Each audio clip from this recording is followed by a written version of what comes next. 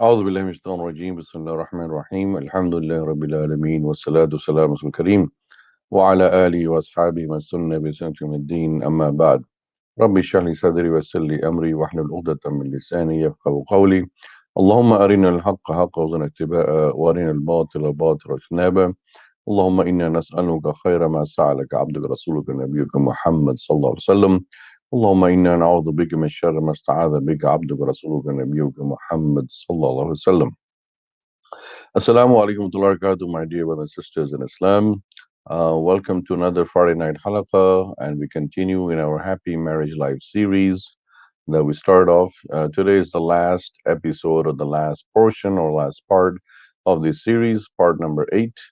We have been talking about in the last 7 parts various aspects about marriage and the rights of spouses and the do's and don'ts and everything.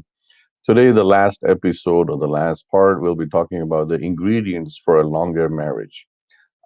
What do couples do? What is there from the Quran and Sunnah that can elongate our marriages, longevity of the marriages, inshallah. We'll look at it from the perspective of the Sunnah of Rasulullah with his wives and also the ayat in the Quran that give us a clear direction of how the aspect of longevity of marriage can be done within a spouse relationship. First of all, Allah subhanahu wa ta'ala says in the Quran that women have a value, have a respect, have an honor and dignity, and therefore that should not be ridiculed or insulted in any way. That is why Allah mentions in many different surahs like Surah Maryam, Surah Nisa, Surah Talaq, Surah Baqarah. In these surahs and ayats, we see how Allah subhanahu wa ta'ala has approached the issue of spouse, specifically wives, and how Allah subhanahu wa ta'ala says that your wives are like a kind of a fertile land for you, and your wife are your respect, your honor, your dignity. One of the aspects in Arabic language is ghira, or your honor, your dignity is your wife. So you want to respect your wife and elevate the status of your wife at a high place. And then also we see in all the prophets of Allah and their stories in the Quran that the wives played a very important role because they were synchronized, they were in line with their husbands and their mission. So if we look at the prophets of Allah, not just Prophet Muhammad sallam, but Prophet Musa and Prophet Ibrahim and all the other prophets mentioned in the Quran, we see that those wives that were mentally synchronized and solidified in the mission and vision of their husband, they supported their husband and also helped grow. So one thing we learn from this prophetic wisdom is that for longevity of marriage, for a longer marriage duration, 25, 30, 40 years, 50 years, what husband and wife need is, uh, besides understanding each other, what they need is mission and vision, synchronization and solidification of each other. What the husband wants and desires in this life. You remember in one of the first episode in this series, we mentioned that when you choose a spouse, you should choose someone on the basis of deen. So obviously, if you choose someone on the basis of deen, then your mission and vision is to please Allah subhanahu wa ta'ala, to work for the sake of Islam, for the productivity and benefit of the deen, and to let it grow further and furthermore. So that is why that helps furthermore grow into the aspect of the relationship of the person. And that is why, in that context, Allah SWT mentions about our beloved Prophet Muhammad SAW in Surah Ahzab, Surah 33, verses 28 and 29. And these two verses are directly addressing the wives of Prophet Muhammad SAW.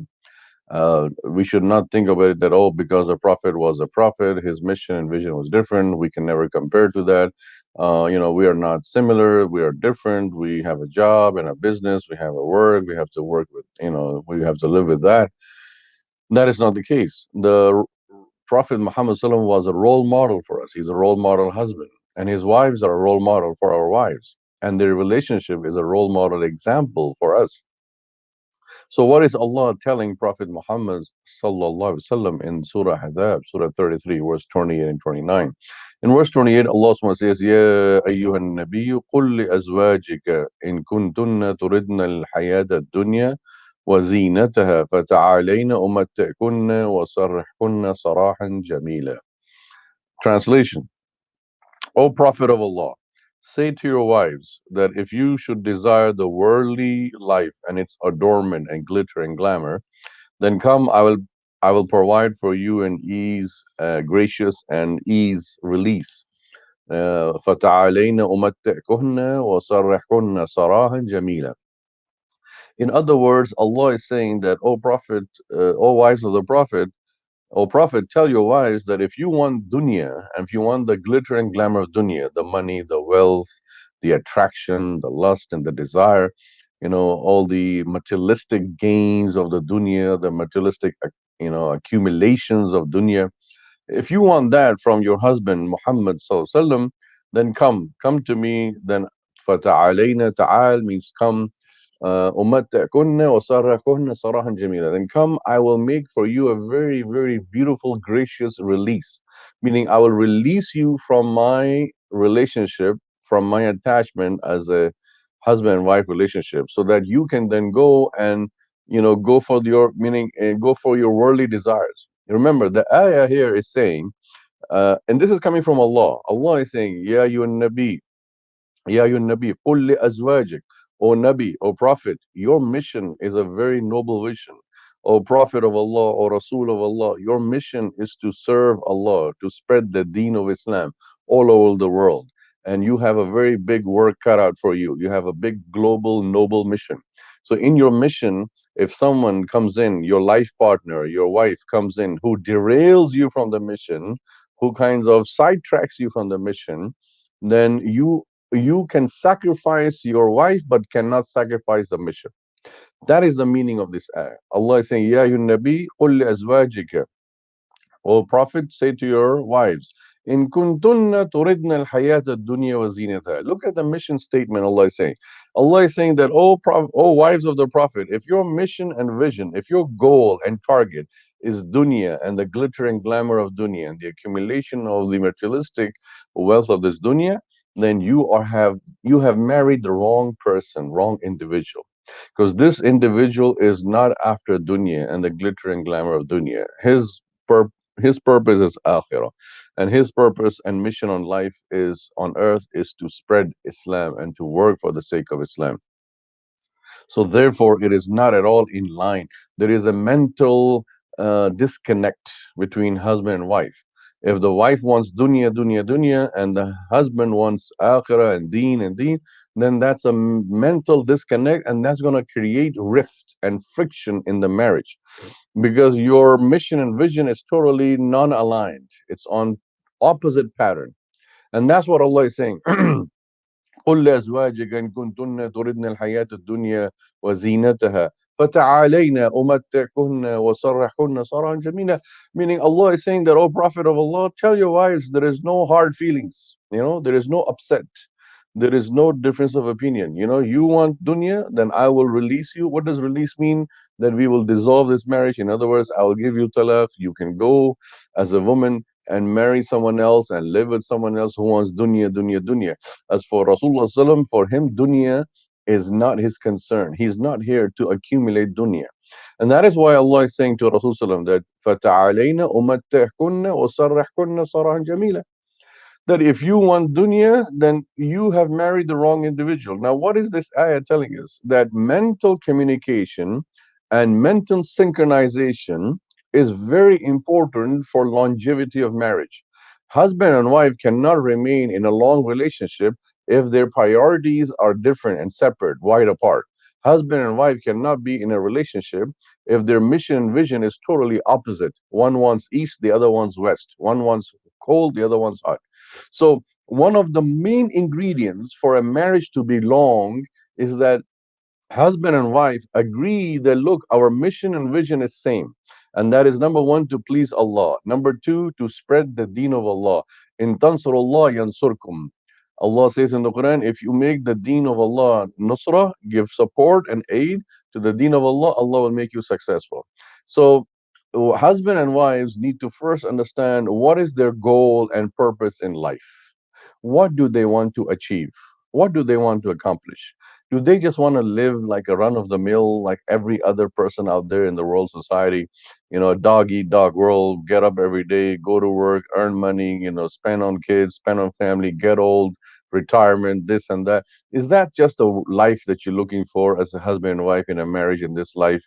Or do you want to accomplish something with your marriage? Do you want to achieve some goals and targets as husband and wife in this dunya? For akhirah. You want to please Allah, you want to work for the deen of Allah, you want to spread the deen of Allah, you want to accomplish certain a'mal, af'al, so that Allah is pleased, certain milestones that you want to achieve, that you can say that I leave behind a legacy for my kids and my kids' kids and my generations, that they can say that mama, baba, they work really hard, tirelessly to spread the deen of Allah in the locality, in the neighborhood. So when the mental synchronization is there, longevity of marriage becomes easy. But if the mental synchronization is not there, if the vision and mission is totally separate, then this will create friction and rift. And obviously, it will create bottlenecks, it will create fights. A lot of the fights happen between husband and wife is on money, fulus, masarif, money, dinar, dirham. You don't earn enough, you don't get enough. We want to get this, we want to get that, we want to change the furniture, want to change the curtain, want to change this, want to change that. You're not earning enough. So if the wife keeps having this glitter and glamour of dunya, materialistic things of dunya, and keeps in a race, in a rat race of dunya, of just getting ahead and ahead. Let's get ahead of the neighbors. Let's get ahead of my uncle and aunt, or let's get ahead of my cousins. They're all doing so well. We need to get ahead of them. Our car should be better than their car. Our house should be better than their house. If any husband and wife have this mindset, then obviously that will not be in line with the other person. But if they both are in the same way, then that might help them, and that might bring them towards that. They may both work, two jobs and day and night, and try to fulfill their worldly desires. But the goal, like we said in the previous episode, the goal of marriage is to please Allah subhanahu wa ta'ala. The purpose of marriage is to attain Jannah and paradise with the help of your spouse. And for that, Allah subhanahu wa ta'ala here is saying very clearly in the ayah in Surah Ahzab, verse 28, to Prophet Muhammad sallam, that look, if your wife's priorities are different, then you have a right to sacrifice them, but you can't sacrifice your mission, you can't sacrifice your job, your work as a prophet of Allah. Likewise, we can adopt that same thing on a husband and wife relationship today. If a husband is very religious and is very active in the masjid, in the school, in the madrasa, or in Islamic work, Islamic activity, and the wife is not, obviously that's going to create a lot of rift and difference and friction. Likewise, if the wife is very active Islamically in Islamic work and social work, and the husband is not, then that's again going to create a rift and problem. So the ingredient for longevity of marriage is that either party convince the other person to join the mission and vision of the other spouse, so that they can then have a mental synchronization and they can have a smooth sailing of life in their marriage relationship. The next ayah number 29 in this surah has Allah says, وَإِن كُنتُنَّ تُرِدْنَ اللَّهَ وَرَسُولَهُ وَالدَّارُ الْآخِرَةَ فَإِنَّ اللَّهَ عَدَّ لِلْمُحْسِنَاتِ مِنْكُنَّ أَجْرًا عَظِيمًا. And again, Allah is saying to the Prophet Muhammad sallallahu alaihi wasallam that tell your wife that if you desire Allah and His Messenger, and you desire Dar al Akhirah, and you desire the hereafter, the next life, فَإِنَّ اللَّهَ عَدَّ لِلْمُحْسِنَاتِ, and then Allah has made for the righteous believing woman from amongst you مِنْكُنَّ أَجْرًا عَظِيمًا, a great reward. So these two ayats really open up our eyes and mindset that look, this is how Allah ordered Prophet Muhammad sallam to treat his wives in terms of having a long relationship in marriage, in terms of not ending the marriage. And that is why, even though here the challenge is that, look, come, I will end the marriage if you want dunya. But all the wives, when this ayah was revealed in Surah Ahzab and they were given the option, all the wives of Rasulullah said that, no, Ya Rasulullah, we want you, we want akhirah, we want Allah, we don't want dunya, we don't want anything from dunya. So one thing we learn from this ayah is that the most pious wife, the most virtuous wife, is one who does not bother her husband with dunya, dunya, dunya. One of the most noble and best and beautiful wife in dunya is the one who reminds the husband not of dunya but akhirah, who in who incites and invigorates the husband to attain the milestones of akhirah and jannah and not the dunya. The wife that wants just dunya is going to derail her husband and going to make her husband busy in accumulation of materialistic wealth and desires of this dunya. Like the ayah in Surah Takathur, Allah subhanahu wa ta'ala says, Al-hakum takathur hatta zurtumul maqabir. You know, that the accumulation of wealth in this dunya has al-hakum. Ulhi means that it deviate, devour you. It has sidetracked you from the main vision and mission and goal of Jannah and Akhirah. حتى زرتم المقابر, until you go to the grave, then you realize that, oh, I wasted my time, I wasted my energy and effort, you know, aimlessly, purposelessly, in futile things. Now in my qabr, I see that I'm empty, I have nothing over here, and there's so much I could have done, but now time is past, game is over. So in order to avoid that, that is why this is being said that wives and husbands should encourage one another to attain akhirah. Wives and husbands should incite one another, motivate, inspire one another to get the ridha of Allah, the pleasure of Allah. And what is the pleasure of Allah? Is Allah's pleasure in building homes and houses and cars and wealth and gold and jewelry? Or is Allah's pleasure in working for the sake of deen of Allah, for the purpose of the deen of Allah? Being active locally and Islamically and work and ethic and helping humanity. Khairun nas man yanfa'an nas. You know, the best of human beings are those who help other individuals. In Tansurullah yansurkum. If you make the deen of Allah nusra victorious, successful, Allah will make you successful, victorious. So that is what brings the husband and wife together. That look, our goal together is to come closer to Allah and get Jannah. If the husband's goal is Jannah and the wife's goal is Jannah and they're both working towards Jannah, this will make sure that the marriage lasts a long time. And that's what this ayah in Surah Ahzab, Surah 33, verse 28 and 29 is being told. Imagine, it's a very heavy ayah. It's very thaqeel. You know, Allah is telling Muhammad sallallahu alaihi wasallam, give talaq to your wife if she wants dunya. But if she wants akhirah, keep her in the marriage and both of you work together for akhirah. That is why there are certain other ahadith of Rasulullah and certain lifestyle in the Sunnah of Rasulullah that helps us understand how longevity, longer marriages happen. For example, Rasulullah said that if any one of you wake up for tahajjud, then wake up your spouse. Even if you have to sprinkle water on him or her, sprinkle water, wake them up. Because if you are praying tahajjud, if you are getting closer to Allah, if you are asking, begging Allah, why let your spouse be deprived? Why you get up alone selfishly and pray to Allah and leave your husband or wife sleeping on the bed? So this praying of tahajjud together is one of the most important ingredient for longer marriages. Those couples, those spouses who pray tahajjud together, if not every night, at least every other night, or at least once a week, once a month, it has been time tested. I'm speaking from experience. You will ask any couple who prayed tahajjud together, you'll see that they have lasted long in their marriage.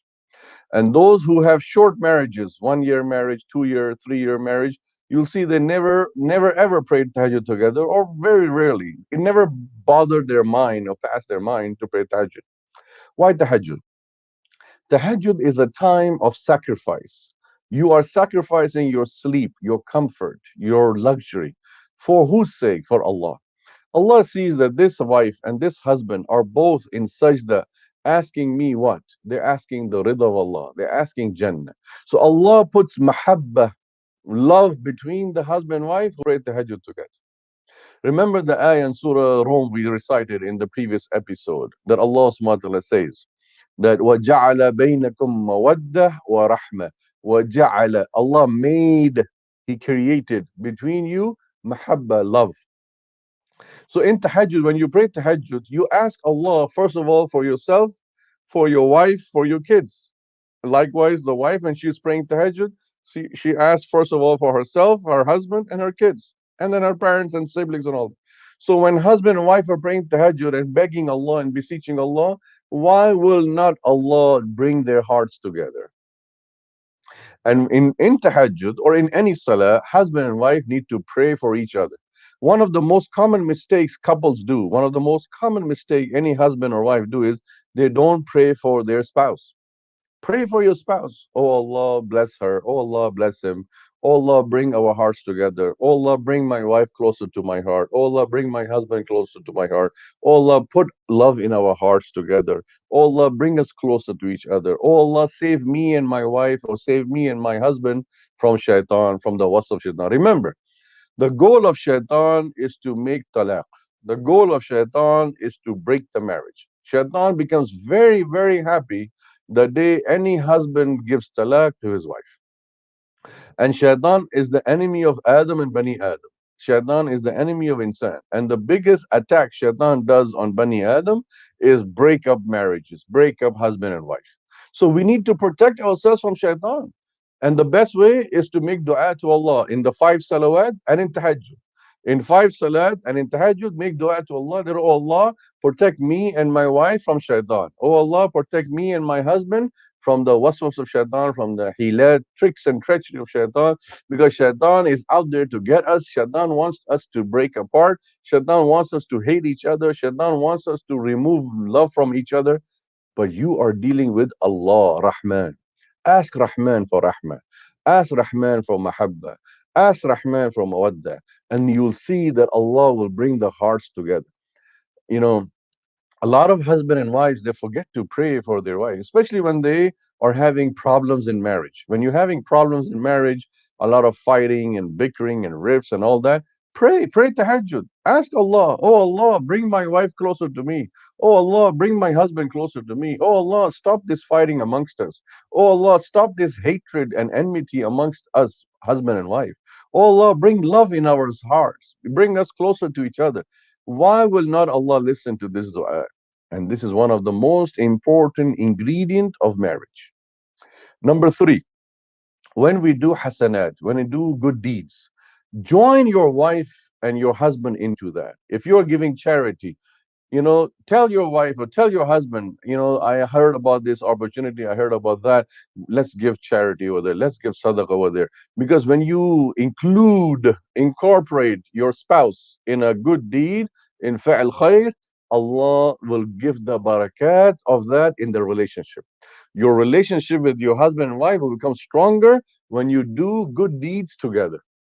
Yes, secretly is fine too. I know many people say, what about that hadith of Rasulullah? He said that the right hand, gives, you give donation or money or sadaqah such that the right hand doesn't know what the left hand gave, or the left hand doesn't know what the right hand gave. That is fine. There are certain things you can do secretly away from your wife or your husband. They don't know, but it's good to include your husband and wife in good deeds.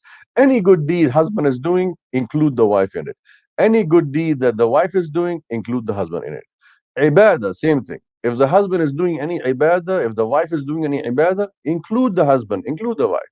For example, if you're doing dhikr of Allah, subhanallah, alhamdulillah, Allahu Akbar, this is your ma'mul, your habit. Include your wife, include your husband. Tell them, look, I'm doing dhikr every day after Fajr, after Asr. This is what I'm doing. Can you also join me? Or if you can't join me, can you also do it also at a later time? Ibadat that are done together with husband and wife together have the barakat of the ibadah worship on the relationship, on the bonding of the relationship. So whether it is dhikr of Allah, whether it's tilawat al-Quran, whether it's tahajjud, whether it is nawafil, if you're praying in nawafil, salatul awabin, salatul istikhara, or salatul shukr, or salatul tawbah, salatul istighfar, include your spouse, include your husband and wife in it. Tell them, look, I intend to pray. Honey, I intend to pray today Salatul Shukr, 2 rak'ah nafil. You want to join me? Yeah, sure. Why not? Let's do. I mean, we join each other in many things in life in dunya. Why can't we join in ibadah, in mu'amalat, in af'al, in a'mal salihat?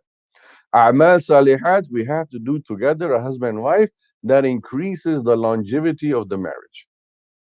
And usually, I mean, don't take this wrong, but usually it's the woman gender that is more into the glitter and glamour of dunya, that is more into the attractions and the worldly materialistic things.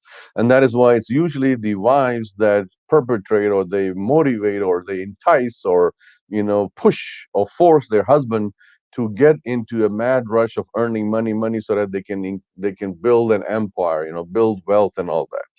What are we going to do with all this wealth? We can't take with us to the grave. So why force the husband or force yourself in a rat race of accumulation of money and wealth. Yes, it's not, money is not haram, money is not disgusting, or money is not disrespectful. We can earn that much, as much that keeps us happy. See, if a couple runs after money, if they're working two jobs, both husband and wife are working, and they're both working two jobs, they have a busy schedule, hectic schedule, kids also suffering, husband and wife also not have quality time with each other because they're just crazy and just piling up money, money, money. Is that quality life? Is that quality time?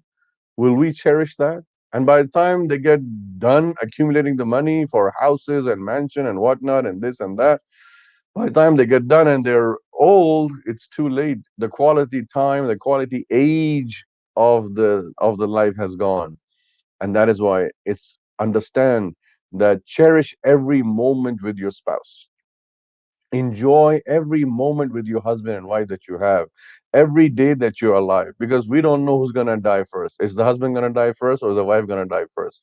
So before you separate because of death, enjoy each other, enjoy the time with each other. Don't be craving for money and materialistic wealth. Rather worry about akhirah and jannah and Allah subhanahu wa ta'ala. And have qana'a. Qana'a is the most important ingredient for longevity of marriage. Those couples who've been married 40 years, 50 years, if you ask them, what was the secret of your marriage? One of the things that they will say, most probably the wife will say, is that I was happy in the earnings of my husband. Whatever he brought home, we lived within our means. Like they say, spread your feet as long as your bed sheet is. It's a saying in Urdu, in this Indian subcontinent. People say, apna pair utni phailai jitni chadar hai. Spread your feet as far as your bed sheet is. If your bed sheet is small and your legs spread out, they'll become exposed. So as long as the bed sheet is and your legs are within it, they will not be exposed.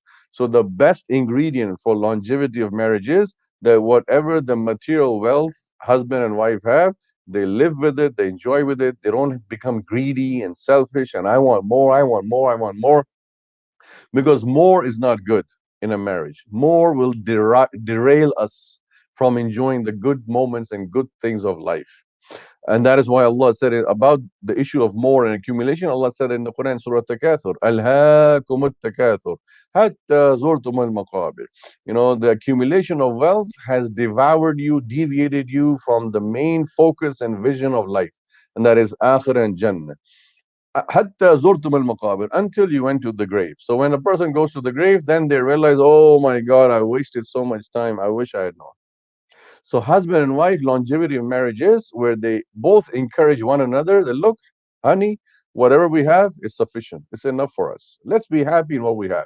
If it's $50,000, we're happy with that. If it's $10,000, we're happy with that. Learn to be happy in what Allah has blessed you with. Those marriages, those husband and wife are always happy who have qana. Qana, Rasulullah said, qana means sufficiency, complacency of your heart. Meaning whatever you earn from your hand every day, every month, every week, you're satisfied. This is qana.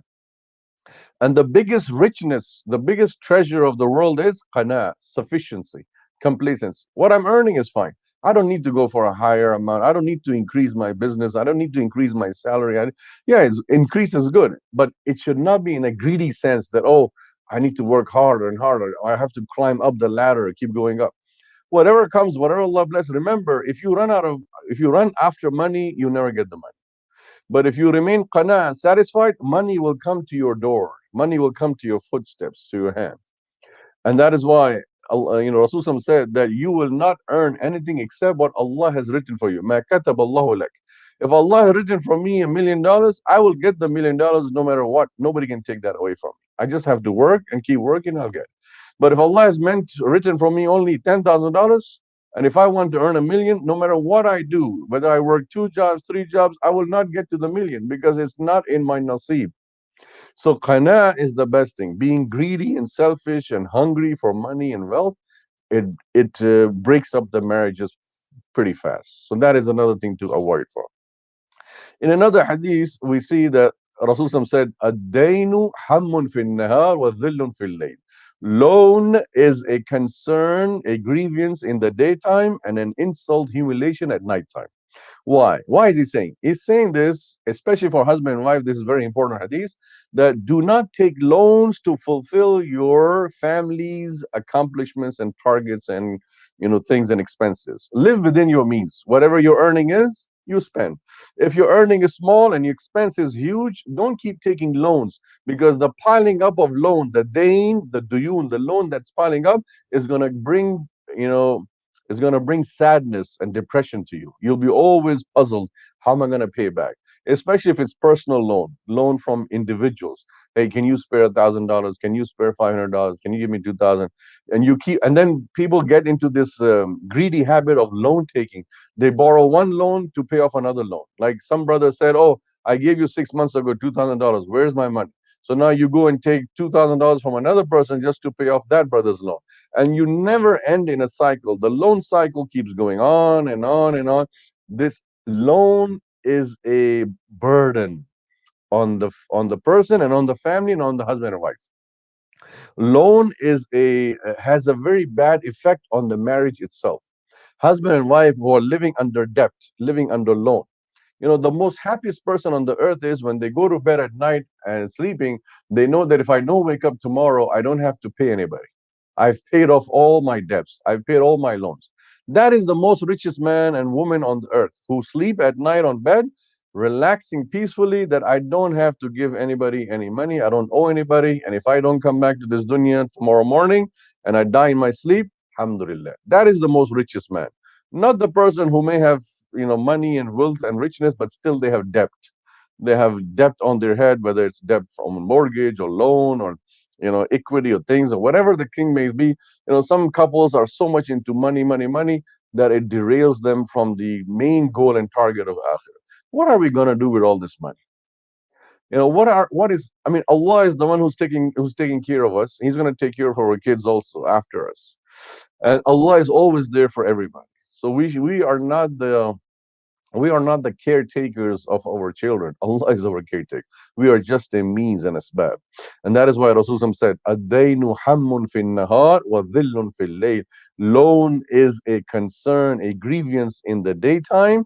A person is always heavy at heart and grieving because of the loan, because they know they have to pay. And at nighttime, it becomes an insult, humiliation, because now they know that tomorrow will come and I have to pay back. Or what if somebody knocks on my door at night and says, "Give me my money back"? That is a disrespect. I mean, one of the most embarrassing situation is when somebody comes up to your face and says, "When are you going to pay me my money back?"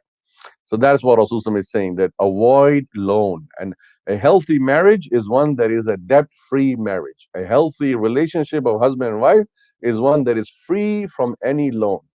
Neither husband should force his wife to take loans from anyone, nor should the wife force the husband to take loan from anyone. Live a riba-free, a loan-free life. You will be the best wife and husband on earth. So, what else can husband and wife do in order to increase their longevity of marriage? There's a hadith of Rasulullah where he said, "Tahaddu wa tahabbu." Give gifts to one another and give and love one another. I know the whole world, they begin to love each other on 14th February. It's coming in 2 days, Valentine's Day. And we don't celebrate that. It has nothing to do with Islam. Rasulullah said for us, every day is a loving day for husband and wife. We should love each other every day, not one day in a year. And there is kharafat, there is all bad things and sins incorporated with that whole thing of Valentine's Day. Muslims should be aware of it. But we'll be doing a special program on Sunday at 7 p.m. on this topic. So make sure you tune back in on our channel, YouTube channel, on Sunday, 7 p.m. I'll be doing a special program on that. But for now, this hadith, Rasulullah is saying, "Tahaddu," hadiyah, give gift. And gifts does not mean you have to buy $1,000 gift or $2,000 gift or 500. Even a $10 gift is a gift. A gift is a gift.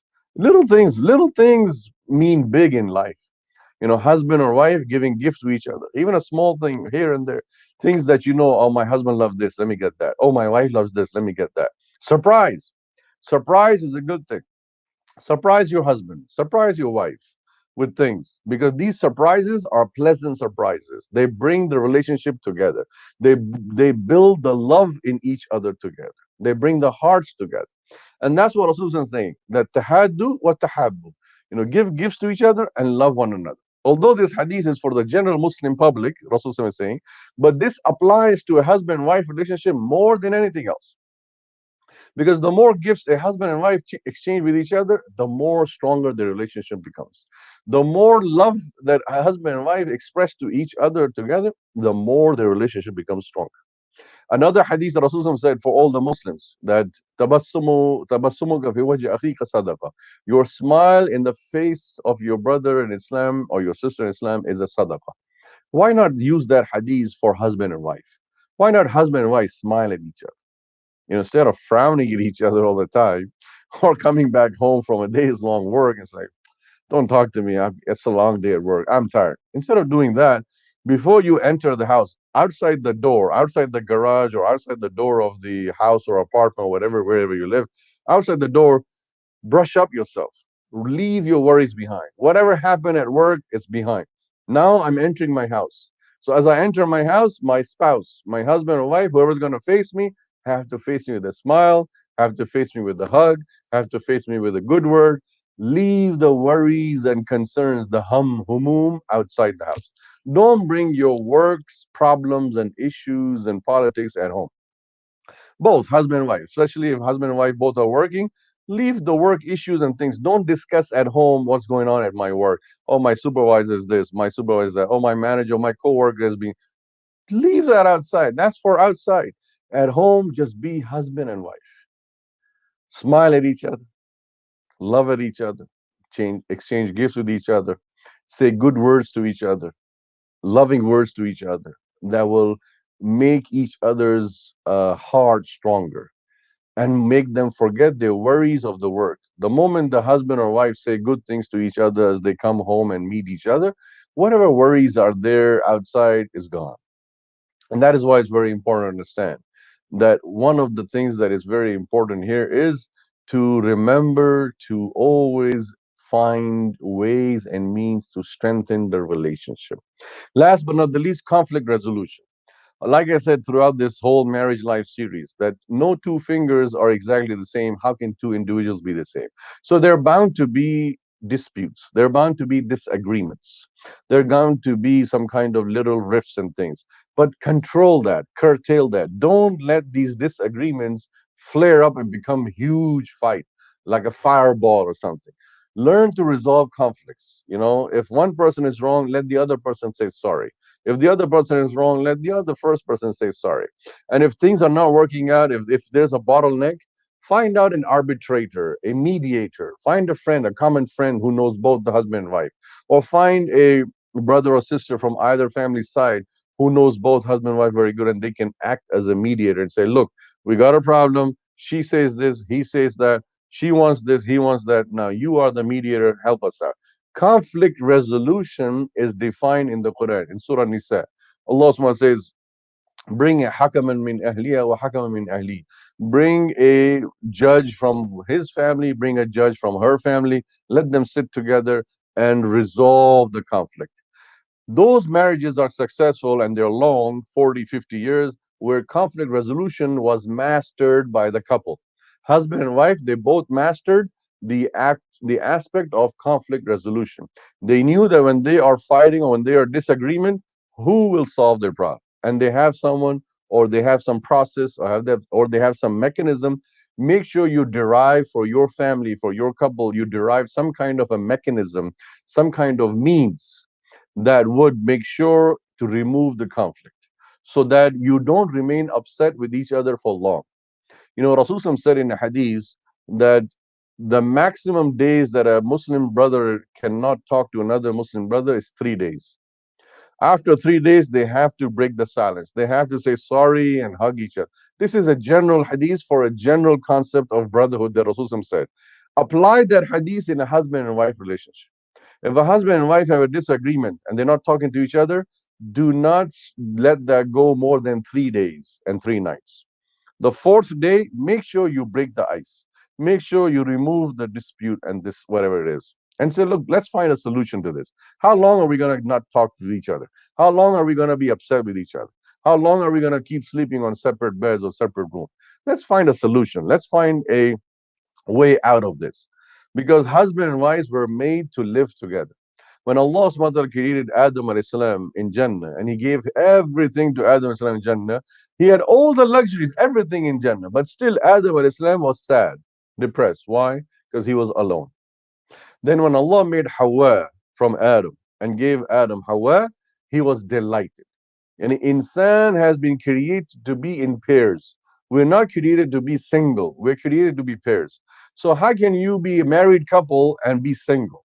A lot of times people, say that, oh, I'm married, but I'm having troubles in marriage, so we're kind of separated. We sleep in separate rooms and all that. Fine, that is fine up to 3 days or 3 nights. After that, it has to resolve. You have to find a solution. You can't remain like that. There are couples who are for 6 months, 10 months, a year even, are not talking to each other, and they're living in the same house and have the kids and everything, but they're just at loggerheads. That is not the way to live, and that's not the solution. In fact, that is what's making shaitan happy. Shaitan is joyful, he's happy, he's jumping up and down. Look, I made this husband and wife separate to each other. I made this husband and wife not talk to each other. I made this husband and wife, just not look at each other. That's what shaitan wants. What does Rahman wants? Ar-Rahman alil arsh istawa. Rahman wants love between husband and wife. Allah calls the angels whenever husband and wife look at each other eye to eye with a smile, or they say, I love you, I love you. Allah calls the angels and say, look at this couple, look at this husband and wife. This is the insan for whom I asked you or ordered you, malaika, angels, to make sujood. That this is the ashraf al makhluqat, to live in a bliss, live in love and harmony and peace. May Allah help us save our marriages. May Allah help us save our relationships. And may Allah help us make our marriages long and long and long. May Allah protect our marriages from shaitan, from the was of shaitan. May Allah help us resolve our conflicts, our fights between husband and wives that are there. And may Allah protect husband and wives that they don't fight each other, they don't have any disagreements with each other. May Allah strengthen the bond of relationship between all husbands and all wives in Islam and Muslim community.